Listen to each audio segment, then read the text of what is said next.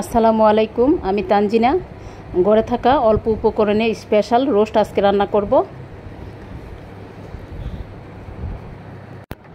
Roast তৈরি করার জন্য নিয়েছি পেঁয়াজ বেরেস্তা হাফ কাপ, 4টি কাঁচা মরিচ নিয়ে নিলাম। তারপর দিয়ে দিলাম এলাচ, দারচিনি, লং, সাদা এলাচ। এই মশলাগুলো আমি একসাথে ব্লেন্ডার করে পেস্ট করে নিলাম। তারপর একটা কাপে নিয়ে নিচ্ছি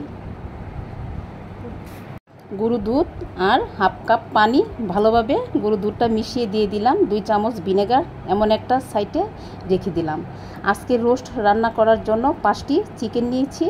তারপর পরিমাণ মতো লবণ দিয়ে দিলাম আর অল্প একটু ফুড কালার দিয়ে দিলাম পানির সাথে।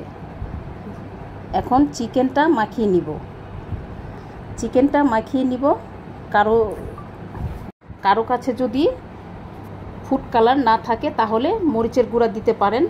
রোস্ট রান্নার জন্য একটা প্যান বসিয়ে দিলাম, পরিমাণ মতো তেল দিয়ে দিলাম আর চিকেনের পিসগুলো এপাশ ওপাশ ভেজে নিচ্ছি। খুব বেশি সময় না, 2 থেকে 3 মিনিট।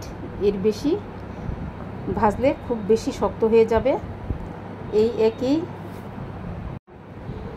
তেলে দিয়ে দিচ্ছি দারচিনি, তেজপাতা আর এখানে দিচ্ছি আদা রসুন বাটা 1.5 চামচ আর দিচ্ছি মরিচের গুঁড়া 1.5 চামচ, যে মশলাটা আগে থেকে বেটে রেখেছিলাম। এখন এটা দিয়ে দিলাম যে লিকুইড মিল্কটা আগে থেকে ভিনেগার দিয়ে মিশিয়ে রেখেছিলাম, ওইটা দিয়ে দিলাম। দিয়ে নেড়েচেড়ে মশলাটা ভালোভাবে কষিয়ে চিকেনের পিসগুলো দিয়ে দিলাম। চিকেন নেড়েচেড়ে আরও ভালোভাবে কষিয়ে দিয়ে দিলাম 1.5 কাপের মতো পানি। এখন ঢাকনা দিয়ে ঢেকে দিতে হবে যতক্ষণ না চিকেনগুলো সিদ্ধ হয়ে যাচ্ছে। এখন শুধু অল্প আছে নেড়ে চেড়ে যাওয়ার পালা। আজকের রোস্ট রান্না এখন প্রায় শেষের দিকে, ঝোলটা পুরোপুরি শুকিয়ে গিয়েছে। এখন উপরে কিছু কাঁচামরিচ দিয়ে দিলাম।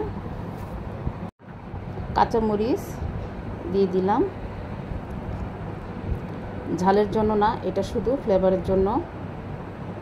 এখন চুলাটা বন্ধ করে দিলাম আর এটা গরম গরম পরিবেশনের পালা। আপনি চাইলে এটা সাদা পোলাওর সাথে খেতে পারেন, খেতে খুবই ভালো লাগবে। আশা করছি আজকের রেসিপি খুবই ভালো লেগেছে। এতক্ষণ ধরে রেসিপি দেখার জন্য ধন্যবাদ জানাচ্ছি আর আজকে এখানে বিদায় নিচ্ছি।